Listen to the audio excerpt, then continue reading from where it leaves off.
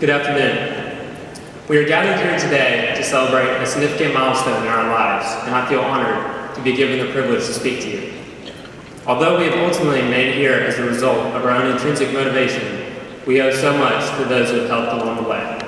Our teachers, our friends, and above all, our families. So, senior year. Coming into senior year, I knew it was going to be a year like no other. From the intimidating competence of Dr. Webb to the inspiring eccentricity of Miss Wallace, I saw evidence from day one that the senior year I thought I was going to have, namely pure freaking fun, was actually going to go down. However, I soon learned that senior year would be, as life is, a long, long lesson in humility.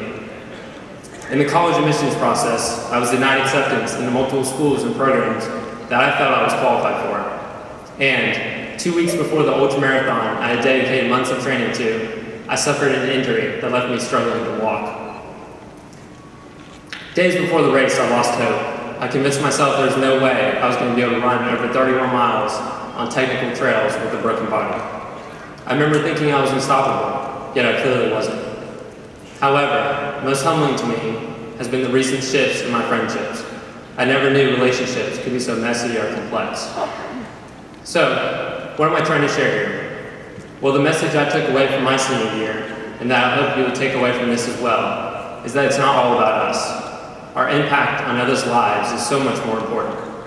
My senior year has shown me that by humbling me again and again.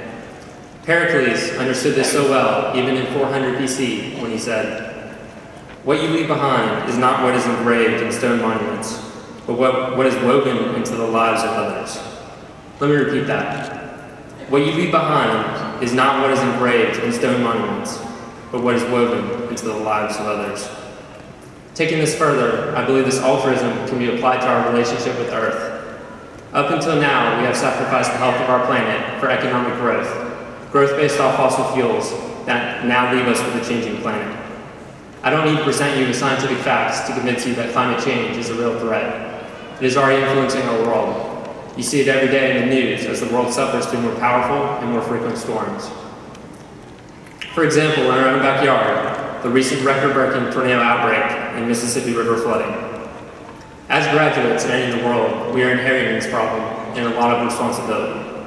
Climate change poses the most significant threat to humanity and will be on the minds of everyone these coming decades.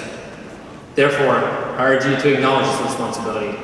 Yes, it's one of the many you will take on, but I believe because of its importance and universality, it warrants special attention. Now, I don't have the solution, but I hold deep respect for the Earth and believe that we should all pursue sustainable lives, regardless of climate change. Gandhi's aphorism, "Be the change you want to see in the world," has inspired me to contribute to the solution and pursue an environmental engineering degree at Clemson University. What will you do? As Gandhi says, be the change you want to see in the world. Well, I have to admit my speech so far is lacking in exciting memories from our high school years. So what will I miss? At the top of this list, I have to say will be chorus. From Squeeze Me, Don't Ask, to the effects of sleep deprivation at Disney, to us guys performing Lady Gaga's Bad Romance.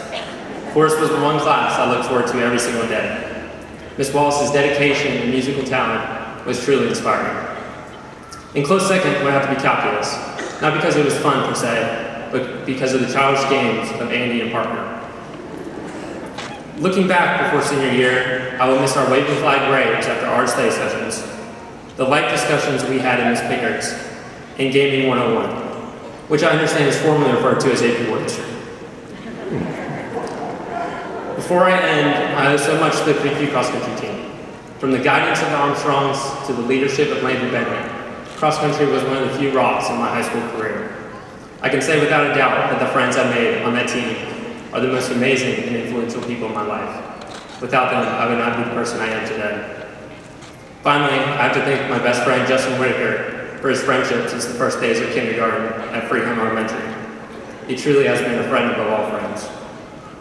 So, this is it, the final day of high school and day one of a whole new world.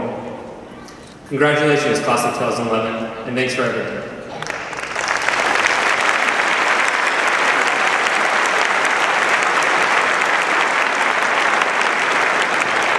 And as you could have guessed, or at least some of you, I'm going to end with a YouTube quote.